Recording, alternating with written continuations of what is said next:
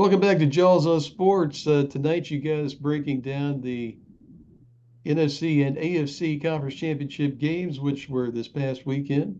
And we're going to have the best breakdown that you can find. No need to tune into ESPN or Fox Sports or anything like that.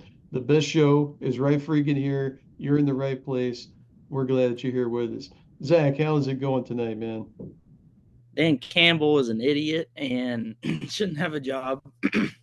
um, idiot. Um, did I say he was an idiot? What an idiot. Yeah, I think you call him an idiot several times by now. Yeah. Yeah, yeah. I'm doing okay though. Okay, well, I'm glad that you're doing okay. And yeah, I tell you, you're firm in your conviction about Dan Campbell being an idiot. So we will definitely get into that. Let's see. It's pretty early for one of our shows. It's before 6 p.m. Eastern time. So I haven't had anything for dinner yet. I don't have anything to plug tonight. I do wish that I had some Rooster's wings, but I don't freaking have any. So it's going to be something else. With that. With that, and I can't figure out my lighting today. It's not like I've been to the Caribbean lately, but I didn't think I was this pale. This is something. My lighting's all discombobulated. But let's move on. Let's talk about the chefs and the Ravens first. Hopefully, you got my Kansas City Chiefs joke right there with some of those commercials that they show with the dude who's painting chefs, CHEFS, in the end zone. Shout out to the Bear fans out there. There's probably three of you. You'll understand. But anyway, Kansas City makes it to the Super Bowl again. A lot of people feel kind of New England Brady Belichick about that. But they didn't have that great of a regular season by their standards. Their offense was not great this year. They had tons of drops. They were out of sync, but yet here they are. So, how did they get here? Well, simply they know how to win. Um, they've won so much, and it's expected. It's their standard, and they meet it. Yeah, say what you want about the Chiefs, but the bottom line is they win games and they win a lot of games and they win championships and they're in the Super Bowl for the fourth time in the past 5 years. Now, the Super Bowl's in 13 days, and between now and then, you'll hear all kinds of stuff on other not as freaking awesome shows about uh, all these crazy all-time statistics about coach quarterback combinations and how there's only been a couple of them that have made it to this many games, and that Mahomes can be a three-time Super Bowl winner and join Aikman and guys like that and all that crap. Who cares? The bottom line is they win. They've been playing better on offense, and uh, their defense is very good. I was looking at the play-by-play, and I mean, Baltimore never really got it going in the game, not even freaking close. And to me, after both teams scored early, okay, it seems like Baltimore was content to try to play rapid fire, catch up, big play type of thing, and it never did work out. I'm sitting there watching that game, and you and I were texting about it. I couldn't understand why Baltimore wasn't just trying to play their game. Get the tight ends involved. The tight ends only had like four receptions the whole game. Um, They they couldn't find that rhythm at all. They didn't try, like you said, to get those rhythm type plays. Short little dump off or a little hitch route, bubble kind of play. Um, they were trying to be a hero every single time, and they didn't have to do that. Their defense played good enough. Um, I They couldn't really settle in. They didn't find the running game at all. Uh, Lamar is great, but you don't want him throwing the ball 37 times. No, that's not So the game. Never has been. no, so you win with the formula all year, and you don't divert from that in the biggest game. That's just a recipe for disaster. Shout out to Kansas City with their pass rush. Mhm. Um, a little reminiscent of the Buccaneers a couple years ago, how they just win games with their pass rush. Yeah, yeah, But that's a great comparison, man. Yeah. yeah, but I that was a weird game to watch because they really just had them discombobulated. I think Spagnola or whatever is their Mhm. coordinator. He did a great job preparing the team.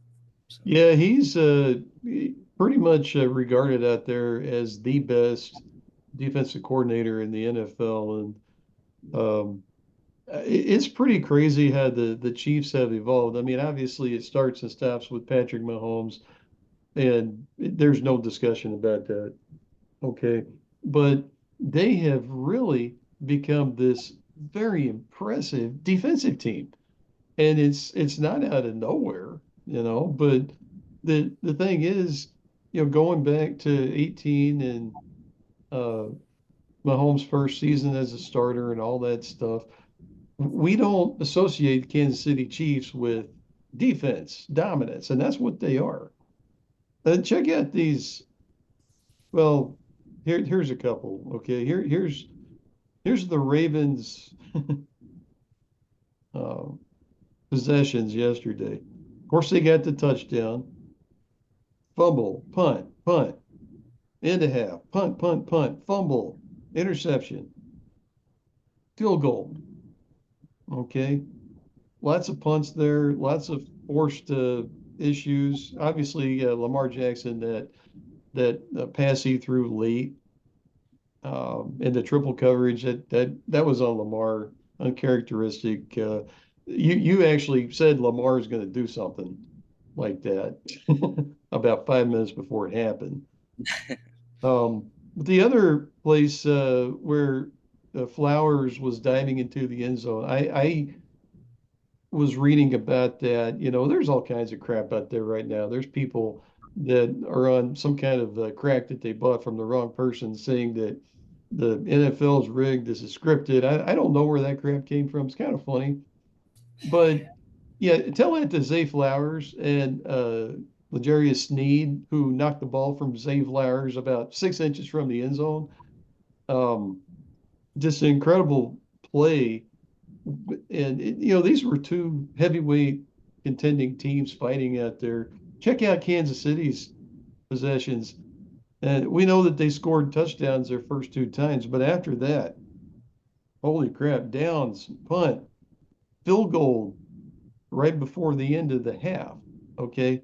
Second half possessions, three and out, 8 plays, 20 yards out, three and out, 7 plays, 30 yards out, three and out. And then, of course, the end of the game, they had that 35-yard pass to Valdez Scantling to ice the game. So they made the play when they needed to. But man, this was just two defensive squads out there just beating the crap out of each other the whole game.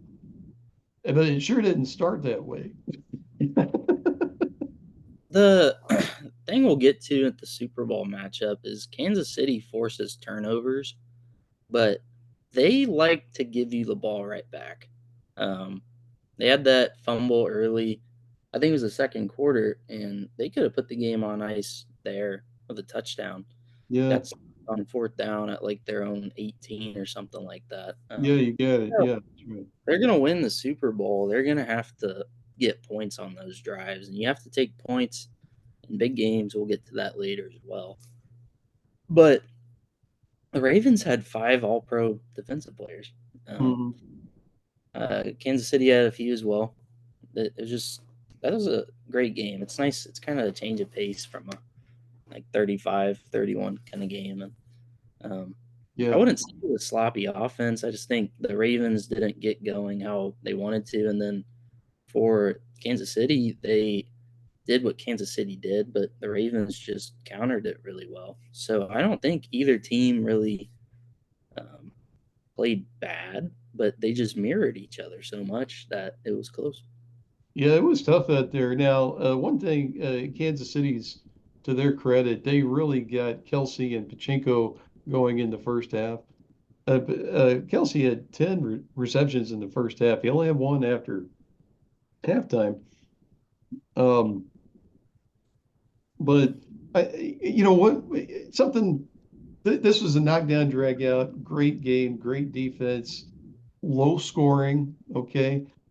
Uh, but one thing that when you look at the Chiefs, they've been so successful, and it seems like they're going up tempo, but they're controlling the clock. They bleed the crap out of the clock every time they get it.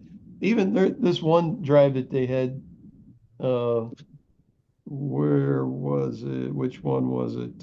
No points were scored. Yeah, 8 plays, 23 yards, 5 minutes. Okay, they're in the middle of the third quarter. So even when they don't put up points, they bleed that clock. They shorten the game. It give Lamar Jackson and his guys, fewer times to get the ball. That's going to make a big difference in the Super Bowl, and we'll have a Super Bowl show next week to break that down for you folks. But it's just that's one of the things that you don't hear much about with the Chiefs. They just their clock management is phenomenal. The whole organization, the way that they're run, you you don't you don't see them make really stupid mistakes out there. And I'm not talking about like that drop-itis virus that they had for a good chunk of the season. They've been pretty darn good in the playoffs holding on to the ball. And Mahomes hasn't thrown an interception in the playoffs. Been doing great with that. But as a team, they don't screw up, with stuff that happens before the snap. They don't have 12 guys on the field. They don't get a delayed game penalty or whatever. They do get quite a few holding penalties out there with their offensive tackles, but I just think that's just one of those things that happens. Yeah, yeah. It's football at the end of the day. You're gonna make mistakes.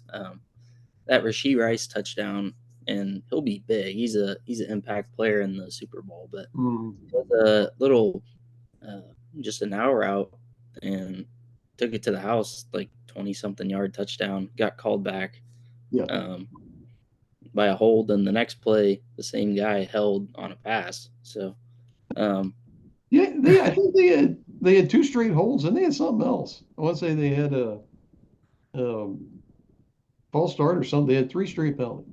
yeah, it was pretty bad. Yeah. But they'll clean that up. They're very well coached. They're not gonna, as you said, they're not gonna beat themselves. You can't rely on them. They're not gonna rely on luck to win. They're not gonna rely on a tipped pass or BS. Just throw the ball, hope for a flag. They're not gonna do Mhm. that. That's not how they play. Yeah. Um, Yeah. but it's just that defense. They're so good. They tackle really well. They don't get beat and burnt really bad. The touchdown the Ravens had was a busted play, and a great pass, great catch. That wasn't designed by any means, No. No. but their pass rush is getting there. Sneed and Justin Reed in the secondary are playing really well, and I think it's going to be not a household name that really steps up in the Super Bowl. Um, some linebacker maybe. I think Karlaftis was the one I was looking at. Yeah, George Karlaftis. I think Mhm. he'll make some big plays. Yeah, there's The always the unsung hero in the Super Bowl. Yeah, that's why we'll get to that next week or whatever. But there's definitely guys that Kelsey's gonna have. He's gonna get his, but um, these dudes, Edwards Hilaire, like that, backup running back, kind of you know, Mhm. expecting him too much. Uh, Guys like that are going to be the ones making plays, and um, really, that's what they've needed. I mean, they have just here and there little plays the Chiefs get on everybody with the guy you're not expecting, like a Noah Gray, Yeah, little they fit. they often will trot out three tight ends, with Yeah, Kelsey Gray and even old Blake Bell. and they And can all catch and yeah, they can block really well too. So you Yeah. just don't. Yeah, you can't discount any of those guys making a play. And the thing is, Patrick Mahomes is one of those quarterbacks who, like a, oh my gosh, Tom Brady, like a Joe Montana, like a Aaron Rodgers in his prime, it doesn't matter who his receivers are out there if they just came in off the bus, okay? They can get them the ball, and they do. Um, they definitely their offensive skill position players outside of Kelsey sure don't have the star power that the 49ers do. We'll talk about that another time. But Mahomes is so good at extending that play just a little bit, getting the ball out. He never gets sacked, you know. It's just it seems like the Chiefs are just a tiny bit ahead of the game. And it's not unlike the Patriots all those years. Yeah, Lot, lot of parallels there, man. you see just little things like the Kyle Hamilton coming on a blitz and Pat just dumps it just enough over his head. He puts Mm. that touch on the ball, Yeah, and he had that. Oh, what was that one that Tony Parker used to do for the Spurs? Um, I can't think of what that's called. Yeah, the fl- he's driving toward the hole and he just kind of yeah, the floater. floater. Good Lord, yeah, exactly the floater. Yeah, he tossed that floater 18 feet in the air, swish, and that was like that pass that Mahomes had. Yeah. Yeah, and they'll be getting tackled and they'll fall forward, extra yard, and that Mhm. adds up. And they, instead of running out of bounds 3 yards in front of the defender, they run up two more and then they make them push them out. Little stuff like that. Every inch is going to matter in the big game in 2 weeks, and they do those little things. Yeah, So and another thing, they don't often get in second down and 9. They'll be if they run the ball on first down or a very short pass that essentially the same thing as a run, they'll end up with second and 6, second and 5, things like that. Opens up all these other things. Um, I do think that it seemed like at least in the first half that Kelsey Rice and Pachinko they were out there to prove a point, to show who was dominant.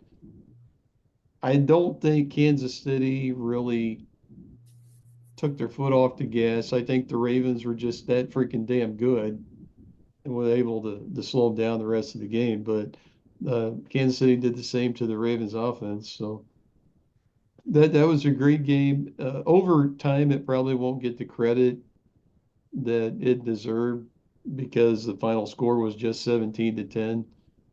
Um, People will probably be talking more about Taylor Swift or about Lamar with his freaking pass to himself, deflection. Um, Lamar Jackson he's like a cheat code on PS5 Madden out there. The guy does stuff that defies the laws of physics and gravity, but just didn't quite work out. I do think that KC's defense outcoached Baltimore's offense over the course of the game. And both of those coordinators are still in the running for head coaching positions. But I do think that if Baltimore would have just continued to play their game, I think the result could have been different, but didn't happen. Baltimore, they bullied their division all year. Um, we were talking. Lamar was the only guy that was healthy. I mean, Burrow went down, Yeah. uh, Kenny Pickett went down, and then Watson went down. They were good though. I mean, they stomped the 49ers. That was a great football team. They just happened to run into one of the best quarterbacks NFL's had, and he just doesn't lose. Um, they just find a way to win. It might be the ugliest thing. They might be perfect, but they find a way to score more points than the other team. So Yeah, if you go back and you look at the games that the Chiefs lost this season, with the exception of the very bizarre Denver Broncos game, that Denver beat the crap out of them, made no sense. The Chiefs were in every game, and most of the time they had the ball late with a chance to tie or win. And that's when they had multiple drops or crazy stuff like that.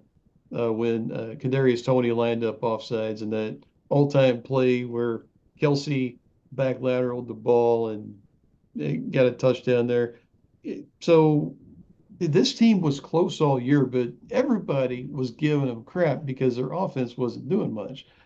Um, but their defense kept them in every game, and they've been able to play better on offense.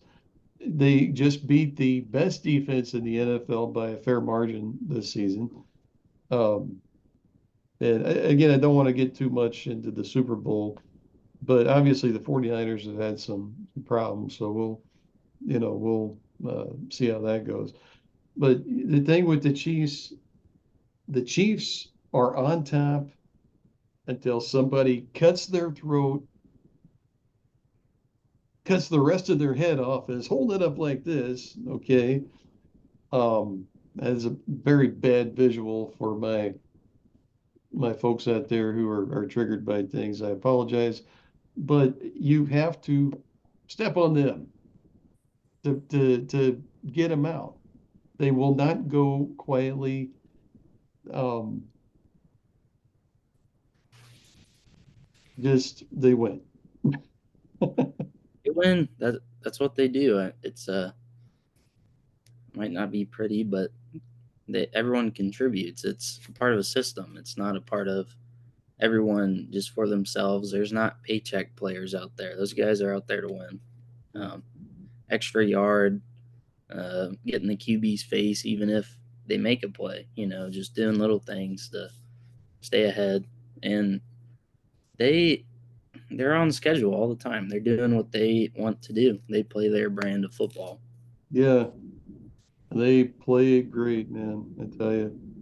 I after all the success they have, I'm not one of those people who has Chiefs fatigue yet. If they win the Super Bowl, that'd be three. Um, maybe it will creep in a little, but the bottom line is I enjoy watching them more than I ever did the Brady Belichick Patriots. And I mean, the thing is, that's your comparison now. Okay. And there's no other way of looking at it. That is your comparison. This generation Chiefs with that generation Patriots. So let's take a look at the NFC. And this one was a doozy. There's an awful lot of emotions out there. Just want to put it on the record for me. I'm not a fan of the 49ers. I've never liked them at all. I don't dislike them in the matter of like the Washington or the Giants. Um, but I don't like the 49ers. And this goes back to, good grief, Dwight Clark and freaking Joe Montana 18,000 years ago in the NFC playoffs with the famous catch and all that crap. So, not a fan. I respect the hell out of the team because they yeah, they keep coming at you and they have this system to where um, it's pretty much next man up at quarterback, and we'll talk about that. But like a lot of people, I was really pulling for the Detroit Lions to win this one. And we were talking about this at halftime of that game. It looked like just they were going to do it. Um, didn't work out like that though. Every single break, swing play, ball roll, tipped ball went to the 49ers. Mm, And as you've watched them play this year, that's what they've relied on. They've relied on misfortune of other teams. Not necessarily, I'm not saying they're bad, they're in the Super Bowl, but um, they definitely seem to be one of those teams where you rely on these things, these little, like, what the heck kind of plays. Like, how does that happen? And Yeah. eventually that's just not going to work. You can't rely on that. But uh, Dan Campbell, great players coach. Uh, you can tell the guys love him, but the guy's an idiot. I mean, you're an idiot. You're in a championship game. I don't care about momentum and stuff. You got to take points because they're at a premium in a championship game. And I texted you. I said, I'd like for them to not be too aggressive if they get into a fourth down situation. I want them to take the points and not give momentum. And what did they do? They went for it multiple times, got stuffed when they could kick field goal. And they could have gotten 6 points there with those field goals, potentially. You never know how a kick's going to go. But a fourth down stop is almost more of a momentum shift than an interception or a Mm. fumble. That's huge. And that changed the game. Yeah. Let's just go back. I want to go back. I've got the play-by-play here. If you go back to the end of the first half, Detroit kicked a field goal. They kind of went against their own uh, deal there because they had the fourth and goal at the 3. Okay, 7 seconds left. They kicked the field goal. All right. Yeah, I understand that the analytics in the game these days, it's an important tool, and that's what it should be, a tool, not the Bible, not the Constitution, a tool that you use to make a decision on what the next play should be. So that one, they chose to kick a 21-yard field goal. They're up 24-7 at the half. Um, okay. So they're at the 3-yard line. The analytics on that, actually, it's like 1.5% greater. It says to go for it. Okay. Now the thing is with analytics comes from data. It has no emotion, no nothing, doesn't take into account whether the crowd and say what you want about momentum, but momentum is a real freaking thing. We saw what happened there in this game last night. So they did the right thing at the end of the first half because I just knew that they were going to go for it. There was like a 10-second period of time where the 40-second clock is counting down, and you see Jared Goff still on the field. And I'm like, holy shit, they're going to go for this. They're not going to get it. And they went kick the field goal, and I thought, okay, 24. So when you start the third quarter, um, San Fran made some good plays, got down the field, and then Detroit stopped them, forced a field goal. And I'm like, okay, all right, well, field goal. This is a 2 touchdown lead. Lions had the ball, cruised down the field, 47 yards in 8 plays, get a fourth down, and then, what did they do this time? 4th and 2 at the 28-yard line. A lot of bad things happened there. Goff got flushed out a little bit by Joey Bosa. We all know that Jared Goff, his feet are in concrete. The dude can't move. He is a very good quarterback when he's back there in the pocket. The eyes move well. He can go to his fourth or fifth receiver. He's good there. But when he has to step up, move a little, even a little bit, he was off. He threw that ball to Reynolds. Reynolds should have caught it. NFL wide receivers should catch that ball, but it was here. You know, I think they were probably 15 feet apart, maybe. That was it. If it was Mahomes, Mahomes probably would have shot put it in or underhanded the ball. to Reynolds. Reynolds couldn't, he didn't make the play. That was the first time. So right then and there, that was a huge deal. Um, if they kick that field goal, then they kick off. Now, I don't think anybody had a kickoff return last night. And if they, I could be wrong, maybe I'm wrong, but no, surely nobody got out there past the 30. So um, that next play, the ball bounces off the freaking cornerback's mask, and Ayuk gets it. And that right there, just those two plays, that was potentially either a 10 or a 14-point swing if Detroit happened to make that first down and goes ahead and cashes it in. So if nothing else, if you're playing the numbers, let's pretend that we're Army versus Notre Dame out there on the football field, okay? And if nothing else, if Detroit kicks that field goal, there's now 6 minutes left in the third quarter, and the game is the same score it was at halftime. You still got 17 points. Um, but now the Ravens only, or the Ravens, geez, the 49ers only have 20 minutes to catch up instead of 30. So, yeah, I got that one at the time. Detroit's been doing the same crap the last 3 years, but there's got to be some kind of feel out there, don't you think? You have to take the points in a game like that. You have to. Um, as you said, that field goal that the Niners got would have been erased with that next drive. It would have been 27-10, and who knows what happens from there.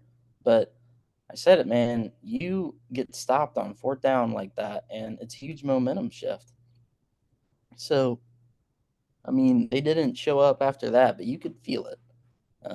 We see games in pro and college that are just, it's not necessarily who's better, but who gets those swing plays and that momentum and how it shifts back and forth. And after that play, there was no momentum for the Lions at all. It was all 49ers. The Not game till was, the totally bizarre last drive. well, that was just garbage time crap. But um, that that was disastrous, embarrassing, whatever word you want to use. Uh, Situational awareness by, we've seen this in college and NFL has been super piss poor last few years, like terrible. Mm, Like it's dude, points are a premium, man. You gotta get those points when you can. You might be mad, oh, we didn't get 7. Okay, well at least you still got something, yeah, right? Instead yeah. of giving them the ball back and being empty-handed with all the momentum. And then every single swing just went to the 49ers, like that face mask catch, the fumble. They scored a touchdown, then the Lions fumbled the first play of the next drive. Game's Yeah, over. yeah, that play was all wrong. Goff or I don't remember if that was Gibbs or Montgomery went the wrong way. But even, you go a couple drives and, Detroit went for it again, didn't get it. Now, to Jared Goff's credit this time, his pass was on target. St. Brown just, he didn't make the play. Um, if they kicked the field goal there, they would have tied it back up. Cut some of the bleeding that was going on with the momentum in the game. Didn't happen. It seems like our show's going real fast today. We only got 2 minutes left. I we hadn't said nothing about Brock Purdy. Um, I remember when he was at Iowa State, he always seemed to make plays against the Sooners and others in the Big 12 that just, God, I just want to crush that guy. He's kind of like a gnat out there. Um, he's not Patrick Mahomes, he's not Lamar Jackson, he's not Josh Allen, but what he is, he's a guy who can uh, just perfectly run whatever Kyle Shanahan needs him to run, and they've been successful. I mean, say what you want, but he's 20. I think he's 21-5 as a starter. This is the second straight NFC Championship game. So lots of talent out there for the 49ers on their skill positions, but um, I want to give Brock Purdy a little bit of credit here, and yeah, he's going to go up against the king Patrick Mahomes here in a few weeks. But uh, I I don't know. I think he's good. He's making the plays, but if you can cover the little 5 yard hitch or the Christian McCaffrey option route where he runs a 5 yard out or in, dude, what is he gonna do? The yeah, drag route or the little hitch isn't there. I mean, he's shown the ability to throw the deep ball 15 yards to a wide open guy, but um, just every single play went the Niners' way. Maybe I'm not giving them enough credit, but Goff shanked a wide open touchdown to Gibbs on that yeah, field goal drive before the end of the half. yeah, Then they had another fourth down where they could have tied it at 34, went for it. Every single play went their way. But I mean, end of the day, they made the plays. So yeah, yeah. We're almost out of time. Just we might have to do a part two to this, but we're literally out of time. So, thanks for tuning in to your latest episode of Jaws on Sports, and we will see you again very soon. fired down.